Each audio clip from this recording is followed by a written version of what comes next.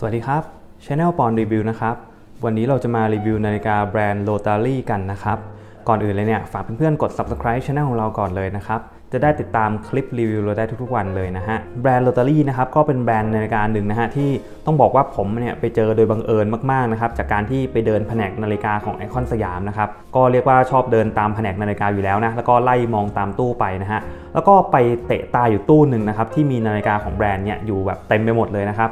แล้วก็มีอยู่เรือนหนึ่งเนี่ยที่แบบโดดเด่นกระแทกตามากๆนะฮะนั่นก็คือนาฬิกาโรตารี่รุ่นเฮนเล่เรือนนี้นี่เองนะครับซึ่งก็เป็นเรือนที่ต้องบอกว่าแน่นอนนะฮะหลายๆคนอาจจะไปนึกถึงนาฬิกาอย่างพวก Rolex GMT Master นะครับที่มันมีความไอคอนิกมากๆนะฮะเรือนนี้ก็ได้กลิ่นนั้นมาแบบค่อนข้างจะเยอะจากขอบเบเซลนะครับแต่ด้านในหน้าปัดเนี่ยถือว่ามีความแตกต่างมากๆเลยนะฮะแล้วก็มีหลายๆอย่างน่าสนใจมากเลยแต่ก่อนอื่นเนี่ยเดี๋ยวแวะให้ดูกล่องกันก่อนนะครับก่อนที่จะไปลงดีเทลนาฬิกากล่องเขาเนี่ยก็จะมาประมาณแบบนี้นะครับให้ดูแบบเร็วๆนะไม่ได้มีอะไรมากนะครับเป็นกล่องเท็กเจอร์แบบกระดาษนะฮะทำมาค่อนข้างจะโอเคหน่อยนะแล้วก็ด้านในเนี่ยมีบุนิ่มมาให้ด้วยนะฮะวัสดุใช้ได้นะแต่ว่าก็ไม่ค่อยมีอุปกรณ์อะไรมาให้นะครับมาแบบง่ายๆแบบนี้เลยอันนี้ก็เป็นป้ายแท็กนะฮะราคาจากป้ายเนี่ยอยู่ที่ 11,500 บาทนะครับแต่ซื้อจริงเนี่ยลดมากกว่านั้นเยอะเลยอันนี้ก็แบบพวกการ์ดใบรับประกันนะครับกลับมาดูที่นาฬิกากันต่อเลยนะฮะแบรนด์นี้เนี่ยถ้าเกิดดูจากกล่องนะครับเขาก็จะบอกเลยนะว่าก่อตั้งในสวิตเซอร์แลนด์นะครับตั้งแต่ปี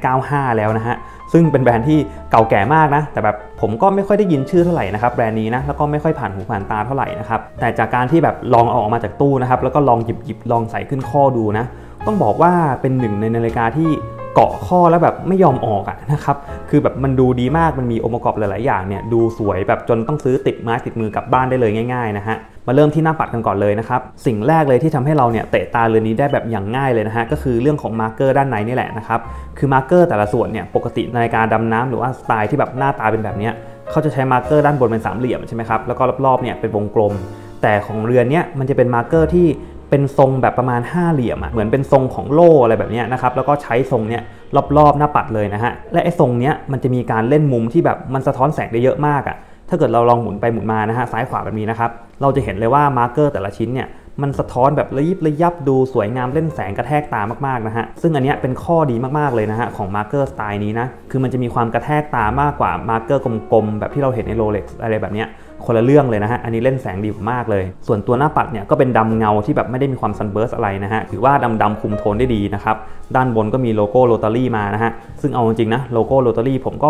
ทีแรกเนี่ยไม่ได้แบบชื่นชอบโลโก้นี้มากเท่าไหร่นะครับแต่ก็โอเคยังไม่ได้แบบมีอะไรกวนใจมากนักนะครับด้านล่างก็เป็นชื่อรุ่นของรุ่นนี้นะครับแล้วก็มีคำว่า GMT บอกไว้ด้วยซึ่งแน่นอนว่าเรือนนี้มันก็เป็นนาฬิกาที่ให้ระบบ GMT หรือว่าดูเวลาทำโซนที่2ทำโซนที่3มาด้วยนะครับซึ่งก็คือไอเข็มสีแดงนี่แหละนะครับที่เป็นเข็ม GMT แล้วก็ด้านนอกเนี่ยมีขอบเบเซลที่แบบเป็นขอบเซรามิกด้วยนะฮะเซรามิกสีดำดูแบบคุณภาพดีมากๆเลยมีความเงามีความเล่นแสงได้แบบสุดยอดมากนะฮะแล้วก็สามารถหมุนได้นะฮะแต่ปัญหาอย่างหนึ่งนะครับของขอบแบบนี้นะคือมันเป็นขอบ GMT ที่มันดันหมุนได้ข้างเดียวนะครับคือแบบมันไม่ได้หมุนได้2ทิศทางเหมือนนาฬิกา GMT ทั่วไปอันนี้ก็เดานะว่าเขาคงใช้แบบตัวโมหรือว่าตัวโครงสร้างเนี่ยมาจากนาฬิกาดำน้ำนะครับที่มันหมุนได้ทางเดียวอยู่แล้วนะแล้วก็แตะขอบที่มันเป็น GMT ไปแล้วก็เติมเข็ม GMT เข้ามาอะไรแบบนี้นะฮะดังนั้นเนี่ยฟังก์ชันมันก็เลยยังใช้งานได้ไม่เต็มสูบนะครับซึ่งถ้าเกิดใครที่ใช้งาน GMT นะฮะแล้วแบบเผลอหมุนเลยอย่างเงี้ยแบบกำลังจะหมุนปรับให้มันตรงตำแหน่งที่เราต้องการนะฮะแล้วเลยจุดไปปั๊บเนี่ย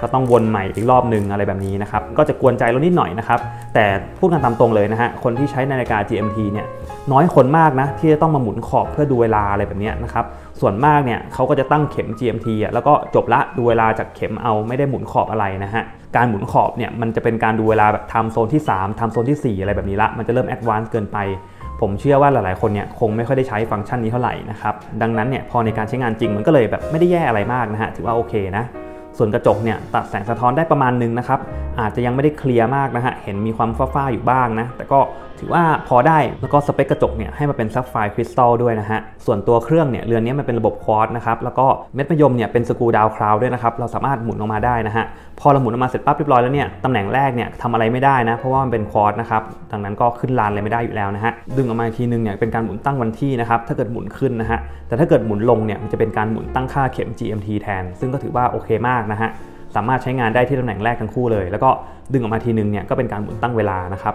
บจังหวะที่เราหมุนตั้งเวลาเนี่ยเข็ม GMT มันก็จะวิ่งตามด้วยนะฮะก็เรียกว่าเหมือนนาฬิกาออโต้เลยแหละนะครับสำหรับเครื่องของเรือนนี้นะส่วนของเคสเนี่ยถือว่าเป็นทรงที่แปลกตาอีกแล้วนะฮะคือเราจะเห็นว่าตัวเคสตัวลักเนี่ยก็ดูปกติดีใช่ไหมครับแต่ถ้าเกิดเราดูข้างๆนะฮะเราจะเห็นเลยว่าตรงกลางตรงเนี้ยที่มันเป็นตัวเคสกลมๆเนี่ยมันจะมีความกลมแบบกลมมากๆอ่ะกลมมนมากๆเลยนะฮะซึ่งอันเนี้ยแบบไม่ค่อยคุ้นเคยเลยอ่ะมันเหมือนกับการที่มันมีลักตรงๆนะฮะแล้วก็มีอะไรปูดออกมาตรงกลางแบบนี้ถือว่าเป็นอะไรที่แปลกตามากแล้วก็หาดูได้ยากมากนะฮะส่วนคุณภาพการผลิตถือว่าค่อนข้างโอเคนะฮะการขัดมุมเหลี่ยมต่างๆเนี่ยอาจจะยังไม่ได้คมมากนะมาแนวมนๆนะครับขัดแบบสมูทนะฮะแต่ภาพรวมถือว่าใช้ได้เลยส่วนหนึ่งอาจจะเป็นเพราะว่านาฬิกาเรือนนี้มันเน้นที่การสะท้อนแสงมากๆนะฮะหลายๆมุมอย่างเงี้ยขอบเบเซลที่มันเป็นเซรามิกนะครับมาร์กเกอร์ด้านในมันสะท้อนแบบอลังการเวอร์วังมากๆนะฮะมันก็เลยทำให้ดีเทลต่างๆเนี่ยเช่นพวก texture การขัดด้านเหลี่ยมมุมตัวเคสเนี่ยก็อาจจะโดนกลบๆไปได้นะฮะไม่มีคนไปสนใจอะไรมันมากละเพราะว่ามันเล่นแสงได้แบบดีสุดๆเลยนะครับ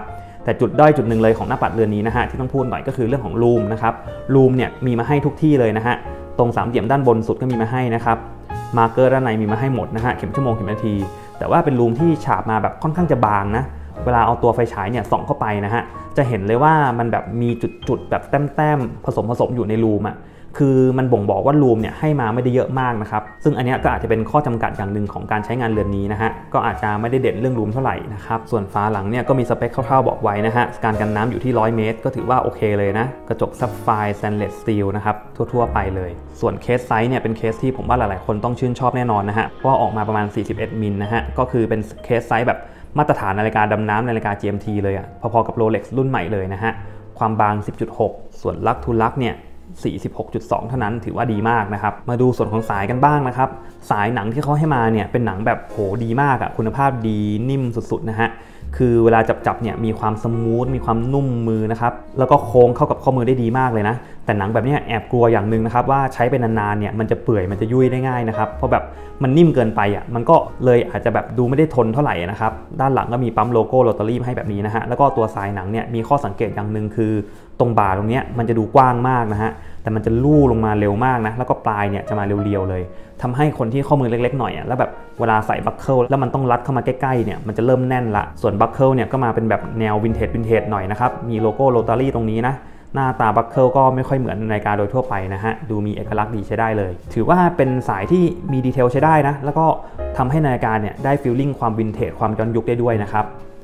เดี๋ยวลองขึ้นข้อมือให้ดูนะฮะข้อมือของผม 5.5 นิ้วหรือว่า14 เซนนะครับผมต้องเจาะรูเพิ่มรูหนึ่งนะฮะแล้วก็เลยทำให้ตัวบัคเกิลเนี่ยมันเริ่มเบียดกับโคนสายละนะครับเพราะว่าโคนสายเนี่ยมันค่อนข้างกว้างอย่างที่ผมบอกไปนะฮะแต่ก็ต้องเจาะเพราะถ้าเกิดไม่เจาะมันใส่ไม่ได้นะครับก็ถือว่าเป็นนาฬิกาเรือนหนึ่งที่ขึ้นข้อแล้วเนี่ยดูสวยอลังการเวอร์วังมากๆนะฮะคือมันแบบเล่นแสงดีมากๆแล้วก็แบบเวลาหมุนขึ้นหมุนลงนะฮะมันเงามันสะท้อนแสงแบบมันรู้สึกเหมือนนาฬิการะดับหลักแสนได้เลยนะครับความเล่นแสงความสวยงามประมาณนี้นะฮะซึ่งแน่นอนว่าใครที่แบบชอบสไตล์นาฬิกา Rolex GMT รุ่นเก่าๆหรือว่าสีแบบโอเลี้ยงสีที่แบบเมื่อก่อนเขาฮิตกันนะครับดำแดงอะไรแบบนี้เรือนนี้ก็เรียกว่าเป็นหนึ่งเรือนที่หน้าตาคล้ายๆกันนะฮะแต่มันก็มีองค์ประกอบหลายๆอย่างที่แบบดูแตกต่างกับ Rolex แบบเอาเรื่องเหมือนกันนะครับอย่างเช่นพวกมาร์กเกอร์เนี่ยอันนี้คนละเรื่องเลยนะฮะหน้าตาคนละแบบเลยใครที่สนใจก็ลองดูเรือนนี้กันได้นะครับถือว่าเป็นเรือนหนึ่งที่ดูดีถูกชะตามากกว่าที่คิดมากๆเลยนะฮะเดี๋ยวยังไงผมมาลองเปลี่ยนสายให้ดูนะครับลักไซส์เนี่ยอยู่ที่20 มิลนะครับซึ่งสายที่เหมาะกับเรือนนี้สุดๆเลยนะฮะจากที่ลองมานะครับแล้วแบบโอ้โหสุดยอดมากนะฮะคือสายแบบนาโต้นั่นเองนะครับก็คือเส้นนี้นะครับเดี๋ยวยังไงใส่สปริงบาร์กันก่อนระยะระหว่างตัวรูสปริงบาร์กับตัวเคสเนี่ยก็ถือว่าโอเคนะฮะสามารถใส่สายที่มีความหนาประมาณนึงได้เลยอยู่กับสายก็ออกมาประมาณนี้นะโอ้โหนะครับผมว่าดูแพงขึ้นแบบหลายเท่ามากมีความเป็นแบบนาฬิกาย้อนยุคมีความวินเทจประมาณนึงด้วยนะฮะแต่มันก็มีความเล่นแสงมากๆจนเกินกว่าจะเป็นนาฬิกาวินเทจธรรมดานะครับถือว่าผสมผสานได้ดีมากเลยนะฮะพอลองขึ้นข้อก็ออกมาประมาณนี้เลยนะครับก็ถือว่าแบบเป็นเรือนหนึ่งที่ไม่ผิดหวังจริงนะสามารถจับเปลี่ยนสายได้หลายแนวมากนะครับแล้วก็นาฬิกาหน้าแบบนี้นะฮะจะจับเปลี่ยนเป็นสายหนังสีน้ำตาลก็ยังได้นะฮะไม่จำเป็นจะต้องเป็นสายดำอย่างเดียวนะครับแล้วก็การเล่นแสงเวลาอยู่บนข้อเนี่ยต้องบอกว่าใครเห็นก็ต้องแบบมีสะเทือนนะครับดูดีมากจริงนะเรียกว่าผิดคาดจากที่เห็นสุดๆเลยนะฮะคือจริงๆเห็นจากในตู้เนี่ยมันก็เล่นแสงประมาณนึงแล้วนะครับเพราะว่ามันมีไฟ LED ส่องไปหามันใช่ไหมครับแต่พอขึ้นข้อปั๊บเนี่ยมันได้อีกฟีลหนึ่งเลยแล้วก็เรื่องการสวมใส่เนี่ยเป็นไซส์ที่แบบกำลังโอเคมากๆนะฮะพอๆกับพวก Rolex เลยนะครับลักไซส์ก็ไม่ได้กลางเกินไปนะแล้วก็คุณภาพภาพรวมเนี่ยถือว่า โอเคมากเลยนะฮะซึ่งมันก็จะมีแค่ขอบเบเซลที่มันหมุนได้ทางเดียวนี่แหละนะครับที่มันจะเป็นจุดหนึ่งที่อาจจะไม่ได้สะดวกเท่าไหร่แล้วก็อาจจะสร้างความลำบากใจในการใช้งานอยู่บ้างนะฮะส่วนที่เหลือเนี่ยถือว่าโอเคมากๆเลยนะครับแล้วก็ราคาเนี่ยจริงๆราคาค่าตัวเนี้ยถ้าเกิดเทียบว่ามันเป็นรายการจากสวิสนะถือว่าโอเคเลยนะครับไม่ได้แบบแพงอะไรมากนะฮะแต่ก็อาจจะมีแค่เครื่องที่มันเป็นเครื่องควอตนะครับบางคนที่ชอบเครื่องออโต้ชอบเข็มเนียนๆเนี่ยก็อาจจะแบบไม่ค่อยถูกชะตากับเข็มที่มันกระดิกชัดๆแบบนี้เท่าไหร่นะฮะแต่มันก็ได้อย่างเสียอย่างนะครับเวลามันเป็นเครื่อง GMT เนี่ยพอมันเป็นเครื่องควอตเนี่ยแปลว่าเราไม่ต้องมาคอยหมุนตั้งเวลาบ่อยๆนะฮะทำให้การใช้งานระยะยาวจริงๆเนี่ยมันก็จะใช้งานได้แบบน่าจะสะดวกกว่าประมาณนึงอ่ะถ้าเกิดมันเป็น GMT เนี่ยมันจะต้องพะวงนะฮะกลัวลานหมดกลัวแบบมันหมดพลังงานอะไรแบบนี้นะครับซึ่งเราก็ต้องมาคอยตั้งเข็ม GMT ใหม่ให้มันตรงกับ time zone อะไรก็ว่ากันไปนะฮะแบบนี้ก็อาจจะสะดวกกับบางคนมากกว่าก็ได้นะสำหรับคนที่ไม่มีกล่องหมุนนาฬิกาอะไรแบบนี้นะครับก็ลองไปหาซื้อกันได้นะครับผมชี้เป้าก่อนเลยนะฮะก็ตอนนี้ในไอคอนสยามเนี่ยยังมีอยู่นะครับแต่ที่อื่นเนี่ยผมไม่แน่ใจเลยว่ามันจะมีแบรนด์เนี่ยวางขายตรงไหนบ้างนะครับใครที่ไปเจอที่ไหนมาก็มาคอมเมนต์บอกกันได้นะครับเพื่อนๆจะได้ไปตามซื้อกันได้นะฮะสำหรับรีวิวนี้ก็ประมาณนี้นะครับใครที่มีคำถามอะไรก็สามารถคอมเมนต์กันมาได้เลยนะครับแล้วพบกันใหม่คลิปหน้าครับสวัสดีครับ